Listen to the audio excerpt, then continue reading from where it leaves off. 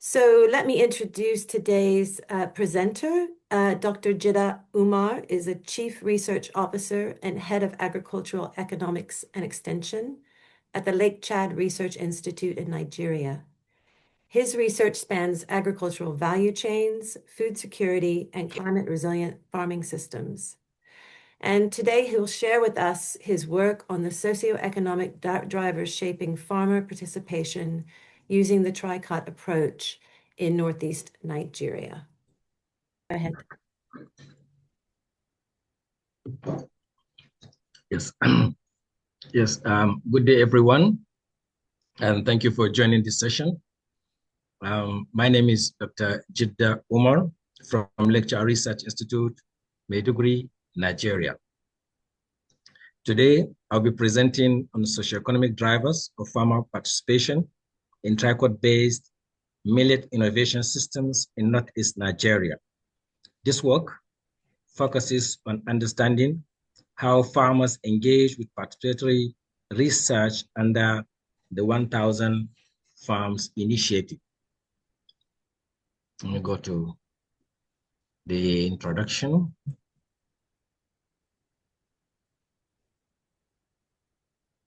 Oh.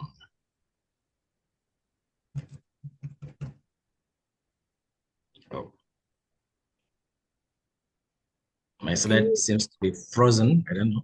Yeah, try using your arrows on the keyboard. Maybe that would work. Yes, the arrows I'm pressing, and it's not working. So let me try to click.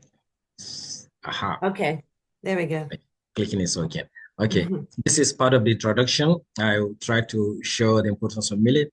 You know, palm millet is a key staple crop in the dry regions of northern Nigeria. Is valued for its resilience to harsh climate conditions. However, increasing climate variability continues to affect productivity. So there's a low adoption of improved varieties also, despite the availability of improved varieties. And this highlights the need for more inclusive and farmer-centered approaches, such as the Tricot system, which allows the farmers to actively participate in varietal evaluation. Let me go to the second. And this is that the project is, the study is being guided by three main specific objectives. And they are here. One, to describe the socioeconomic characteristics. The second one is to determine the drivers' participation, and to also try to provide policy insights using the findings from the study.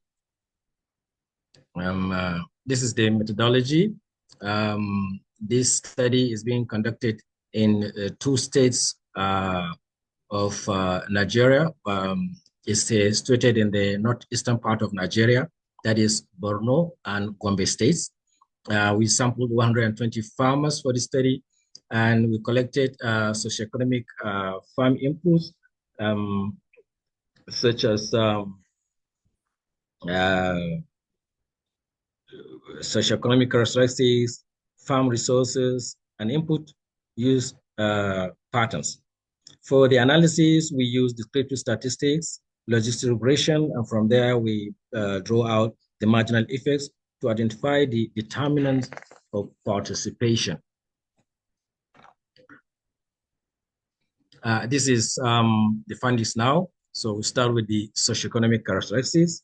You know, the socioeconomic characteristics represent the general profile of the farmers involved in the study. And this includes gender, age, education, farm size, things like that. Now, these characteristics help us understand the context within which the farmers operate in the participation of, in innovation systems. So if you can see the gender distribution there, we have only 20% female. Now, this shows that that is the male dominance there, and it's the characteristic of the farming systems here in the northeastern Nigeria. Then we look at the age distribution. For the age distribution, we can see that the farmers fall within 40 to 49 years of age.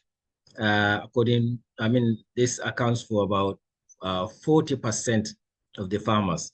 So the majority are in this age group. And this indicates that participation is dominated by economically active and experienced farmers, judging by the age, and that younger farmers are relatively fewer, which may reflect limited engagement in agriculture. Now, if you look at the education variable, we'll see that the education profile shows that a large proportion of farmers have Quranic education or primary education. Fewer have tertiary education. Now, this suggests that extension approaches need to be practical and accessible rather than heavily technical because of the level of formal education.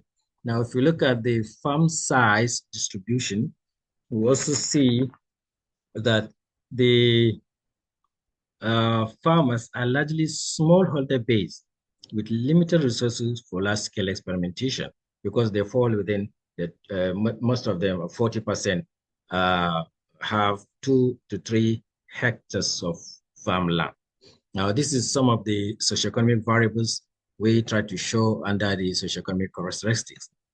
Now, there's also the source of seed. And here also, it shows that the majority of the farmers, accounting for about 60%, rely on saved seeds, that is from their previous harvest. And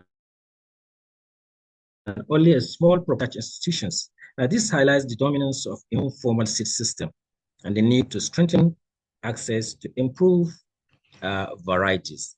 If we look at the uh, the uh, the chart there showing climate challenges, it shows firstly that yes, there is real climate challenges the farmers facing, and if we go down to it, we'll see that low rainfall and heat stress becomes more prominent than others.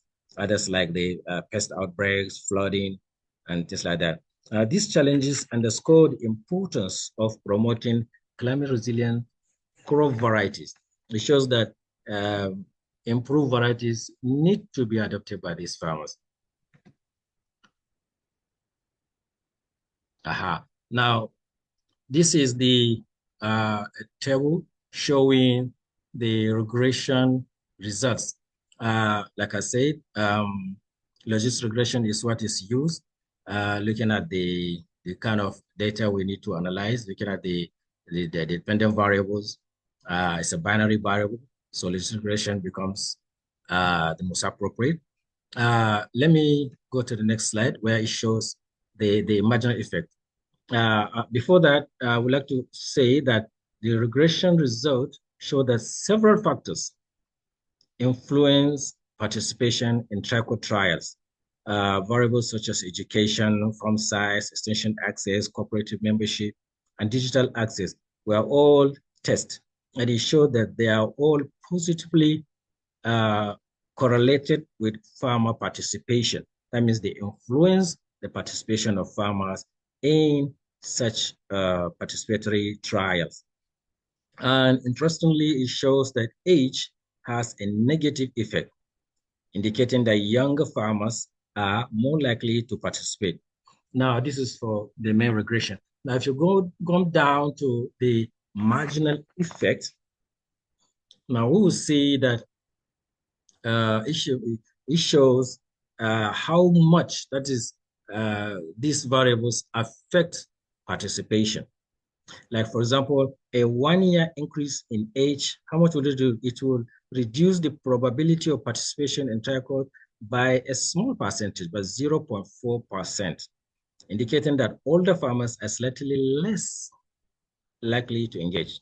Now, by contrast, if we look at education, a 1-level increase in education increases the probability of participation by about 8%. Now, let me go down to, let's say, a farm size. Now, 1 hectare increase in farm size raises participation since it's positively correlated. So it will raise the participation by approximately 6.8%, suggesting that farmers with more land are better able to experiment than farmers with very small farm size.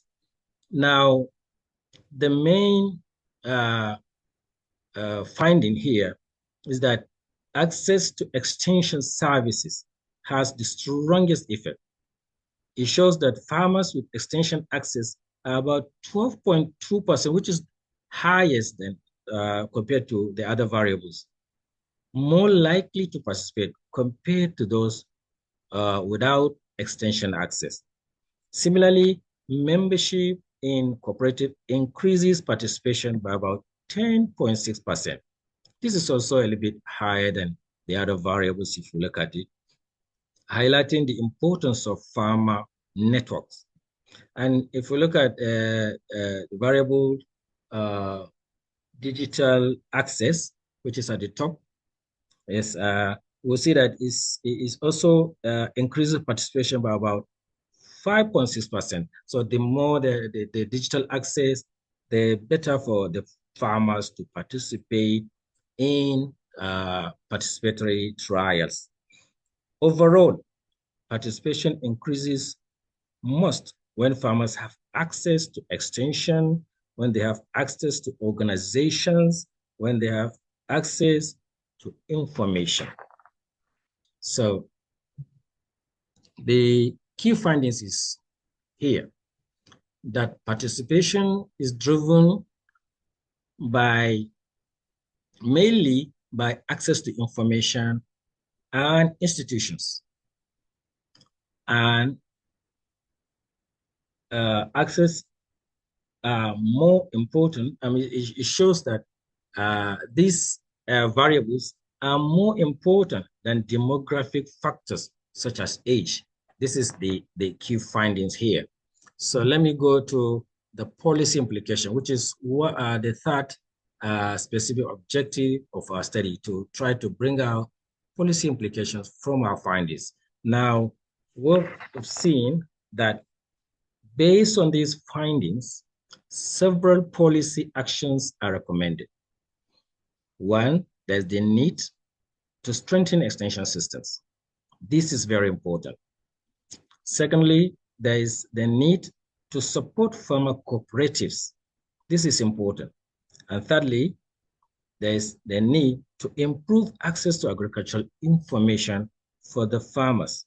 And fourthly, there is the need to promote digital tools which can also enhance farmer engagement in innovation systems. Now, these are the policy implications. So, in conclusion, this study shows that farmer participation in Tricot trials is not driven primarily by who farmers are, but by what they can access. Education, extension services, farmer organization, these variables these factors play a far greater role than demographic factors such as age.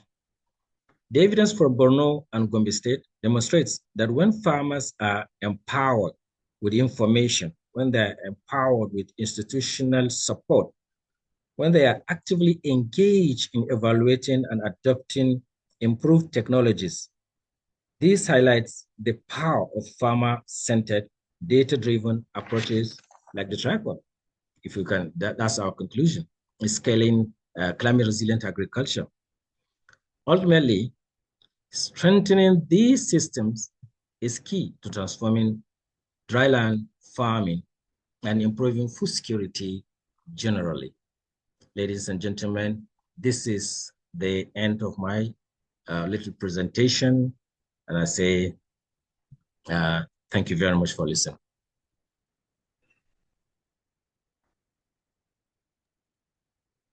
Thank you, Dr. Umar, very much for that interesting presentation. Fantastic. We see lots of clapping all around. I'd like to invite anyone to please raise their virtual hand. You'll see it under the React button. And I will call on you. Let's start with Clifton.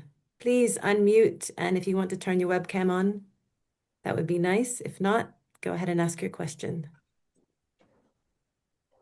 Yeah, thank you, Rachel. Can you hear me? Yes. Yes, I can. Yeah, thank you, Rachel. Thank you, Dr. Umar, for your presentations. I just had a few questions, maybe to understand the context of this data for you analyze. Is participation in this, does this data include also non-participants, or you just analyze maybe farmers that have participated in Tricot trials and maybe there are some dropouts here and there, maybe they now serve as a counterfactual comparison. I did not get the background on that, because if we don't have a counterfactual, this is very difficult to make a case to understand what motivates or demotivates farmers to participate in Tricot trials, unless you are using a random sample of probably in a village, and then maybe all farmers in that village received information or that chance to participate in Tricot trials, and then maybe some joined and maybe some didn't, and then we can, with that variation, maybe we can understand more what matters more for participation or for dropouts. So I just wanted, this is just a first clarification I had. Related to that as well, if you talk of maybe exchange and access as an important variable, also without background, we don't know is it who was involved in recruiting or who was involved in recruiting maybe farmers in Tricot trials. Probably exchange and agents were the main agents. It could be, I don't have the background. I'm just saying maybe in case exchange and agents were the main players, maybe in recruiting farmers. So it's that result could actually maybe just reflect how connected you are to an extension agent, not necessarily random participation for farmers with access to extension, for example, if that makes sense. And also, Let's Clifton go with the first two questions so that maybe we don't overload Dr. Umar with too many at one point, and then we'll come back to you. Dr. Umar, can I ask you to turn your camera on, and let's see if that works well now. All right, let me try. Yeah, it's nicer to have this discussion face to face. Maybe if I put it in another words, I was trying to say whether participation is an option for a random farmer, or it's an option for a farmer who is invited to participate in Tricot trials. That's in another words.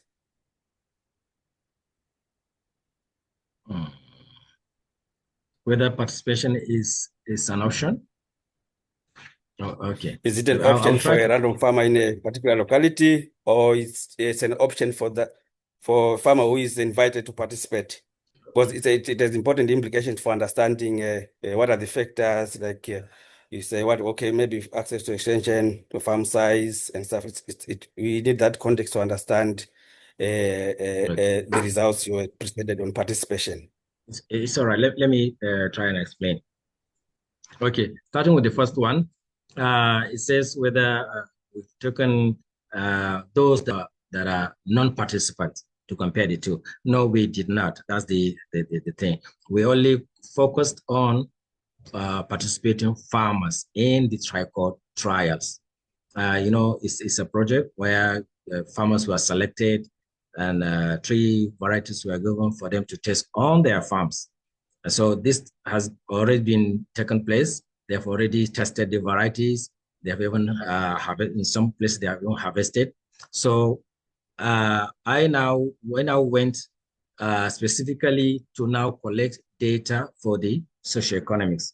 So we focus on the farmers that have already been selected and have participated. That's the answer.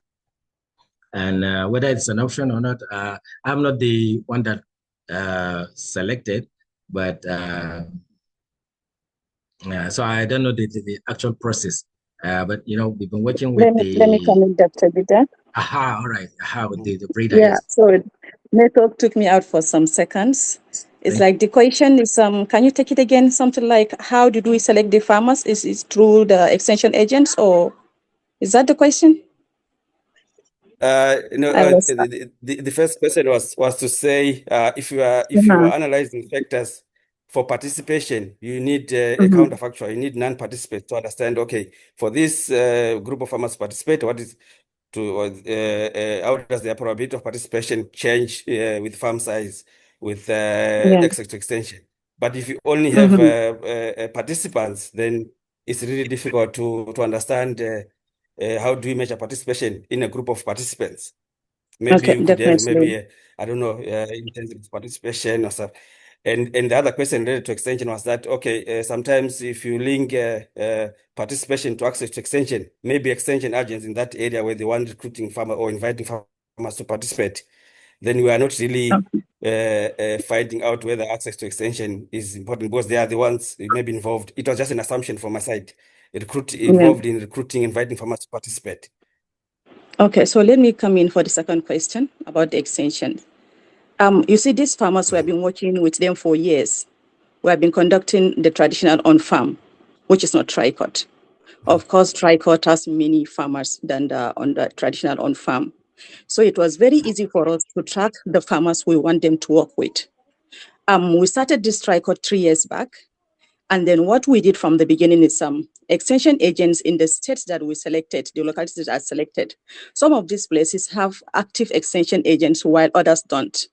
So we don't, because if there is no extension agent and we're interested in that location, which the market segment is supposed to go to, we don't disqualify the place just because there is no extension. So what we did is we target, there are some youths, very active youths that can deliver. So we did that together, 3 organizations, my organization, Lecture Research Institute, another organization, which is IR Zaria, and then the third one is in BUK, different state within Nigeria. So we're able to recruit these youths, train them, face-to-face training on how to use the tablet, how to take the data, and all those that the extension agents are supposed to do. So these guys, we have been carrying them along for the past 3 years. And for some places that we don't have extension agents, we go with these guys. And wherever we have extension agents, we make sure extension agents are involved. So that's how we recruit our farmers. Some of them, we have been together with them for years, while others, we just recruited them and then trained them and we went through with them. Fantastic. Thank you very much for the context there. Yeah, thank you too, Clifton. Okay, can we go to the next question? Let's see. We've got Sani, and then I'll have Shahu, and then Thompson in third. So Sani, go ahead and unmute and ask your question, please. Okay, thank you very much, Rachel, and thank you, Jidda. I think the econometric model you used was what Clifford is actually saying, because if you are talking about the issue of participation, definitely you need to have a counterfactual. And based on what you have done, you actually work on them, on only the participants in that particular Tricot trials. So what you want to have done is to look at the intensity of those participants in the project, so that you'll be able to see how does some factors actually influence their level of intensity or their level of participation, rather than looking at what factors that makes them to either participate or not to participate. So maybe the econometric model you will have used will have been different from this. So, and if you look at the table, I think you'll have a very good work. Then by the table, you see some of your significant values actually varies. You see some values actually is significant at 1%, and you reported it being significant at 5% or so. And it's obvious that from your results, you see that the extension agent and the cooperative, which is also core part of the Tricot trials, is highly significant, and they are major determinants. So thank you for a good job. I think this is the observation I have. Thank you, Sani. Dr. Umar, would you like to add anything to the comment? Yes. Let me clarify this. You see, I said we concentrate on the patterns and the areas where the trial has been conducted. But then when you go there, there are several farmers. And so we went with a questionnaire. So what we do is to distribute our questionnaire, because actually the actual farmers that receive these varieties we're actually not that much.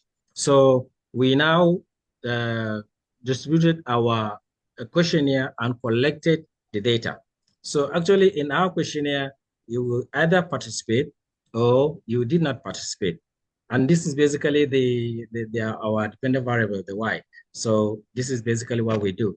Well, what I'm saying is the area we went to, the local governments. We selected 3 local governments in Gombe, 3 in Borno State, where the trials have taken place. So this is what I want to add so that it will clarify the choice of our analysis. Thank you. Okay, thank you very much for that clarification. Let's move on to Shahu in the chat. He said he wanted to ask a question.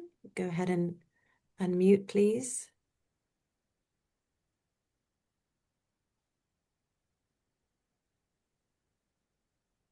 Shahu, are you there? Can you unmute? Okay. There you are. Okay. Yeah, good day. Depends on your location. So let me know it's one location for judgment. I quickly want to, I'm also learning much of Tricot.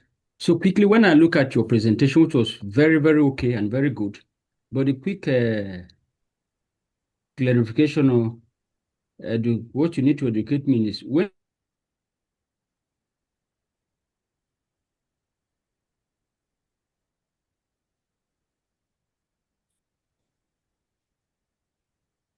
you have the Quran education have about 30%. Hello? Yes, we can hear you. There is a pause. If you could start your Quran question education again. have about 30%. And don't you think most people that have Quran education, some still have a tertiary education and some level of formal education? Because when I look at the percentage of Quran education involved in Tricot was very high.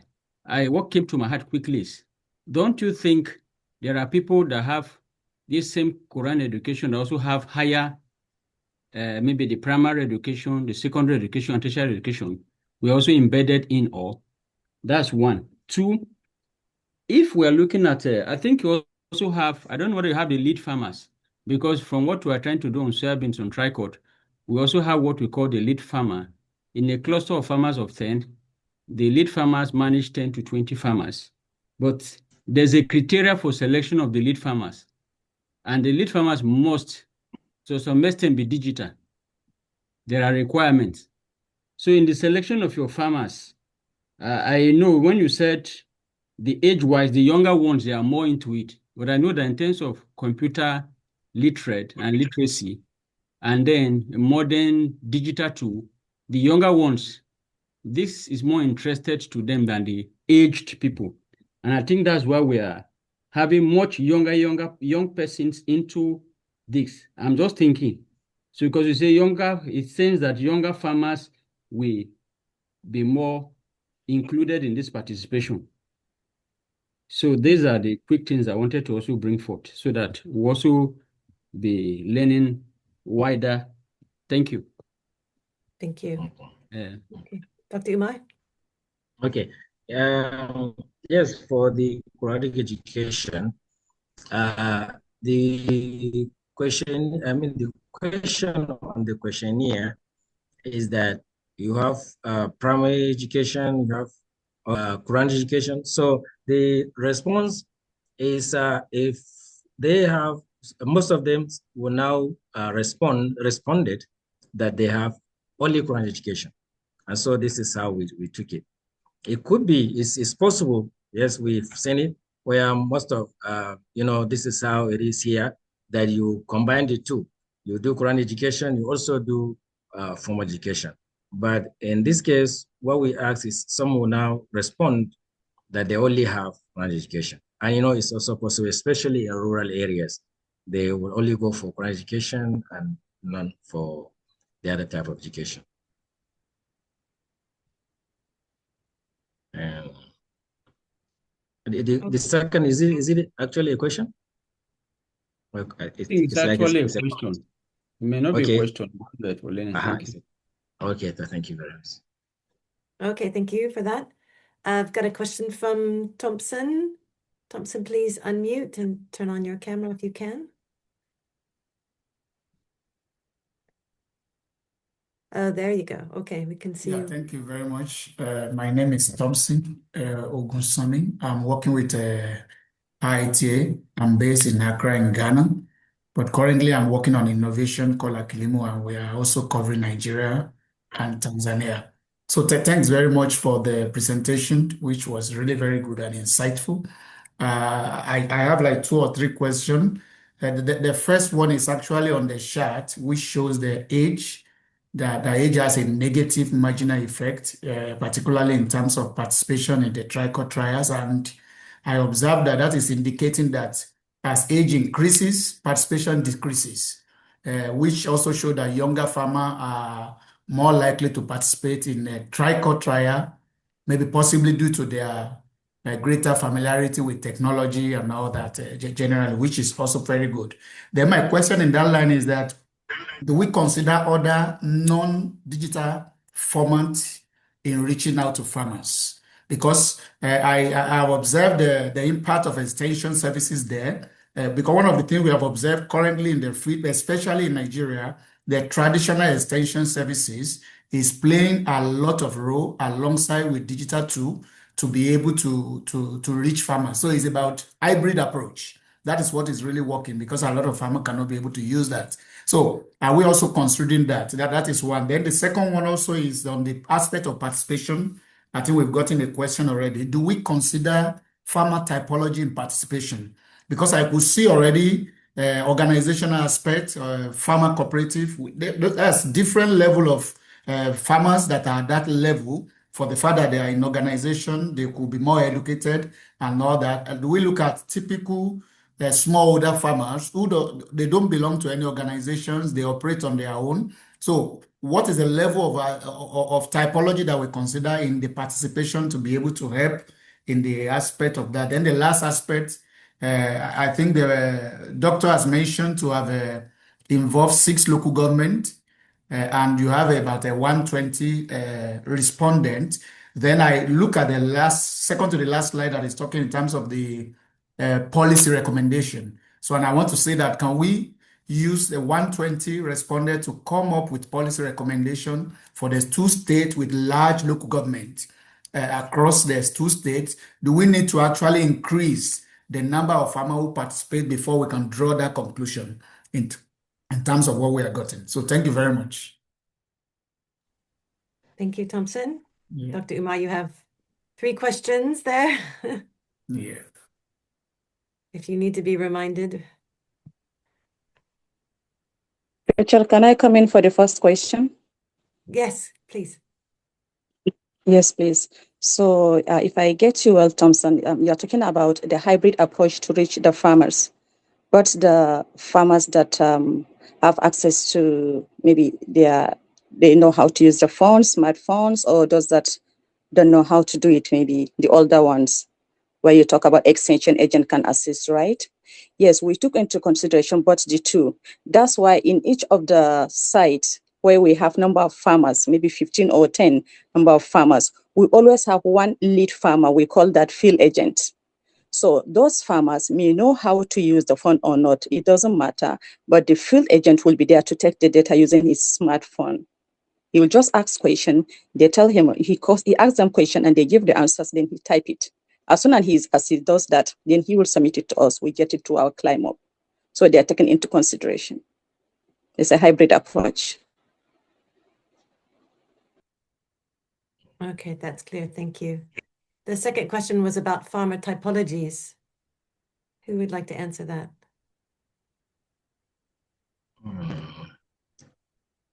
I'm sorry, can you come again? It was about if you're taking into consideration farmer typologies, if I understood well, Thompson, in terms of it being somebody within a farmer network or farmers operating on their own. Is that correct? Yes, that was my question.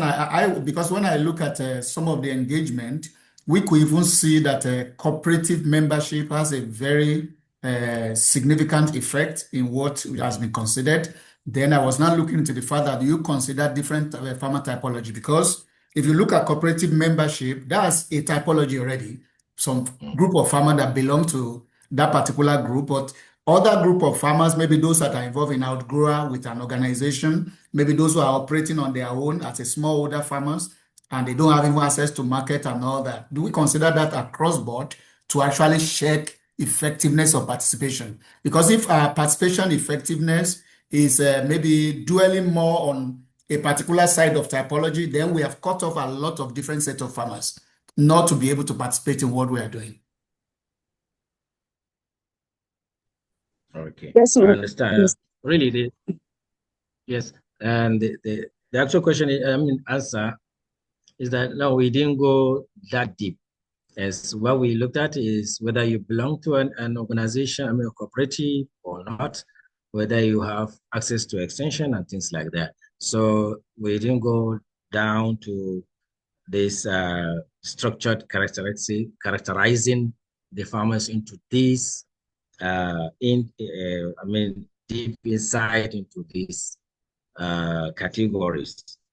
And you talked about taking the 3 LGS for policy. What we are actually relying on is that our sample is statistically, okay for us to make inferences. And it's given us at least a clue into how, what is affecting farmers in terms of participatory varietal testing. And so basically this is our focus. So we felt even from this, since the number is still okay statistically, we can make these inferences and also go on to show that if policies can be changed, it will positively also affect the outcomes. So this is basically what I would like to add on this. Thank you. Thank you, Dr. Umar. Any other questions or comments from the audience? Don't hesitate. Sani, is that a new question? Yeah, thank you very much. Okay. Just a contribution. In Nigeria, when you were talking about the issue of typology, it is a categories of farmers where we have a smallholder farmers, we have the commercial farmer, livestock farmers, and all these are put into consideration because if you look at the region where this particular study is being conducted, you will discover a lot of them are subsistence farmer and they are smallholder farmers, not commercial farmer. And the willingness to allow everybody to actually come in to participate is also there because there is free entrance. I think what the researcher has actually done is that it's allowed them to actually participate, and from there they actually pick the agents that is actually controlling some of those particular groups. And if you're talking about the typology is that they are smallholder farmers, they are not commercial farmers, and they're also subsistence holder farmers. I think this has actually been put in a place in that particular area. And again, from the area where this particular study is being conducted, is more or less a homogeneous environment than heterogeneous environment that will have tried to look at some of those issues coming out from the research. Thank you. This is just a little contribution I have. Thank you, Sani, for sharing that. It's nice to know that you're all kind of thinking about the same issues in your experiments, and that we can share our knowledge with each other. Anybody else like to ask a question or share something before we close?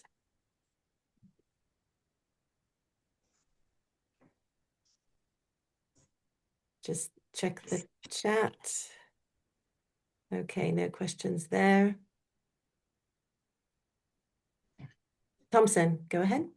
Yeah, just in terms of sharing something, I'm looking into how this has effectively helped in terms of looking at the extension farmer ratio.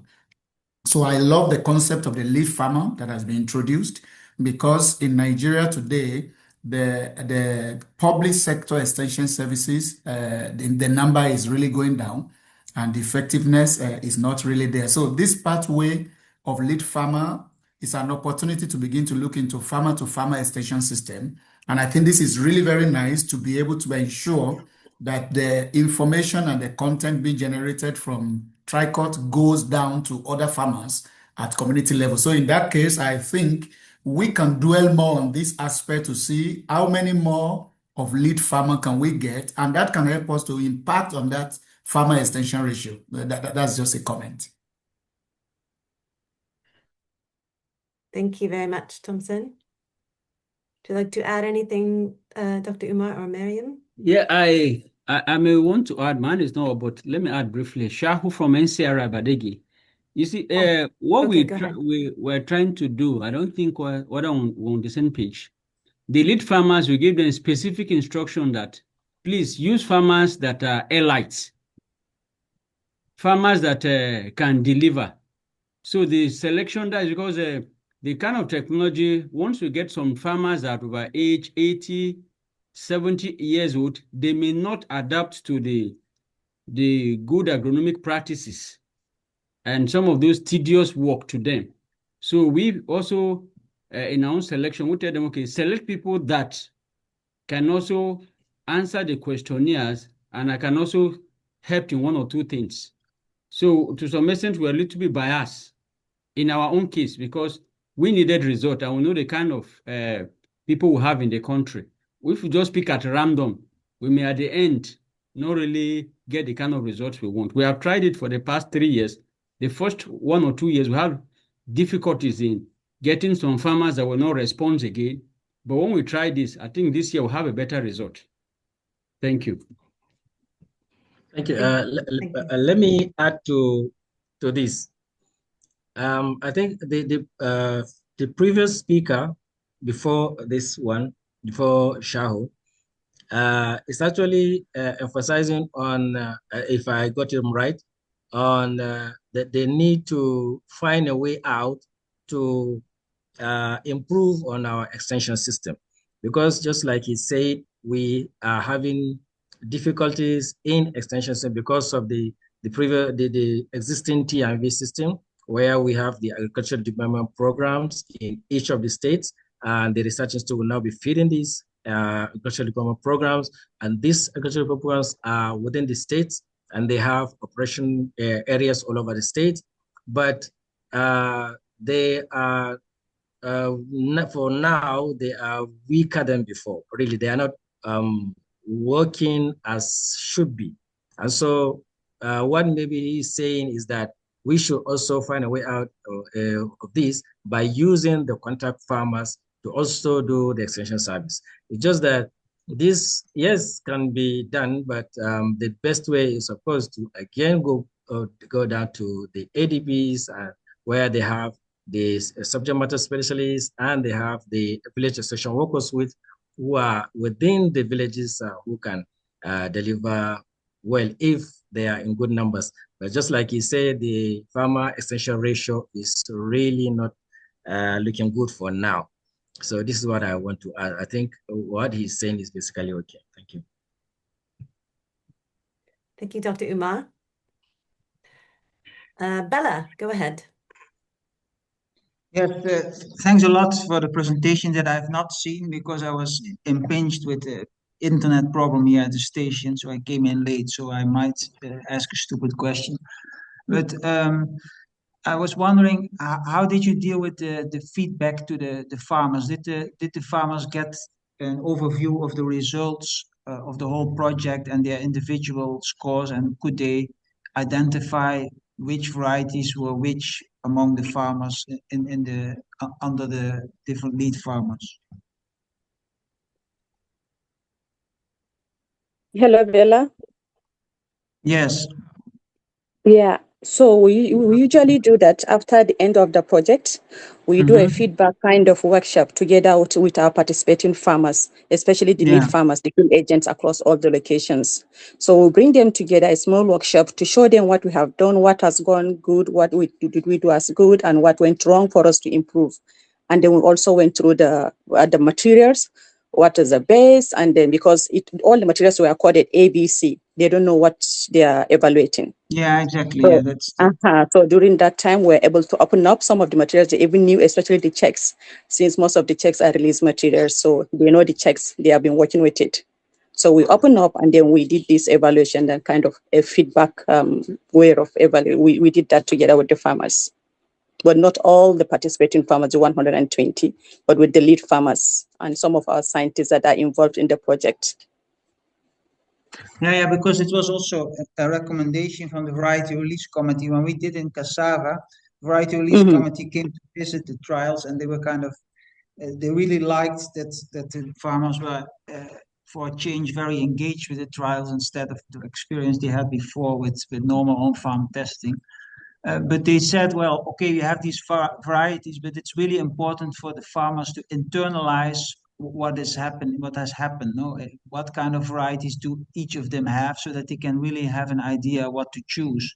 So that what we build up, the insight we build up, that we also internalize that with them. So what we did is come back with a kind of handbook, where you have all the whole project, actually a report of the whole project, what was the best in which region in the states, and then on country level, so that people could really see which one was the best. And there was also a list of all the participants there, where they could see their own name, what kind of variety they have. So it's very easy to check. It's a very good overview of the whole project, so that always at community level all the data are present. And we have even had some QR codes that leads to the data. So I think this is a citizen science approach. So you could, people in the community, you could have learned people in the community who would even ideally want to analyze those data. You have to be prepared for that, because this is a citizen science approach. So you have to give opportunity for all people in the village in the community to go to each level that they want, that they can also co-own the data. And in our case, it worked very well, because during the feedback sessions, we had some youth that were interested. And they understood those guides. It was a guide, but it was not so advanced that you have all the data. No, they don't know about climate and all that. Of course not. It's good to of course have those references, but it was a kind of accessible but complete and serious, taking the people serious, not like they cannot read and write and all that, but providing those documents at different levels. Of course, you have the feedback sheets that we've developed so that everybody knows what they got and all that. But it's very important I think to keep those knowledges at the community level, to leave behind that document, that you can always search. Okay, I had 3 varieties. Which one did you have? Okay, I had these 3. How did they perform on the level of the whole project, on the state level, and such? So I think that's it's a step. It's a shift also in how we think about knowledge. Is it about extension services pushing knowledge to farmers, or are farmers also becoming active participants? And we know in Nigeria that especially in Nigeria, we saw that there are a lot of people in the community who are critical, who want to they want to know exactly what happens. They are open to that. And when we did that, actually, we found that local community leaders were kind of convinced. They saw the whole process and they said, well, make it clear to us. Of course, our farmers have insights on what they like, the varieties, which is okay. But now that you share this with us, we tend to have a better understanding on what your insight as scientist is, so that we can also take that along, and that we can make informed choices on providing land for multiplication of those varieties. And I think if we achieve that, we tap into a local seed system where we can have quite a lot of impact. Okay. Thank you, Bella, for the commentary. We're going to need to close the webinar. We're getting close to the end of the hour. I see that Shahu has his hand raised, but I'll ask him to contact Dr. Umar directly. In the chat, I have put his email, so you'll be able to ask your question. And then the last question in the chat, this will take just 1 minute. Do we need to wait until the end of the project before doing the farmer feedback sessions? And I think, who wants to just quickly answer that? Yes, please. And we need to do look at the feedback after the end of the project, because you cannot do that in the middle, something like in the middle. You will not have an insight of what is it. It's like a halfway process. But at the end, then we all come together and then we go through it and then assess everything. Then we improve next time. Great. So I'd just like to, well, first of all, thank Dr. Umar very much for presenting his work today, and thank you to Miriam for complimenting as well. It was very interesting, and I think we had a very rich discussion that maybe can lead to even more discussions in the future through email or other webinars. So before I close, I would just like to tell you all, as you see on the screen, that we have a lot of resources for Tricot, people working with Tricot or interested in Tricot. There's the thousandfarms.net website, and then also our Community of Practice website, which you may be familiar with. And if you haven't become a member, please do. You can just sign up for free on that website, and we can start discussions there as well. And you will see all of the webinars in this series. The recordings will be there for you to see. We'll have another webinar next week at this time. So it just leaves me to say thank you to all of you for participating today. I really appreciate it and look forward to seeing you next week.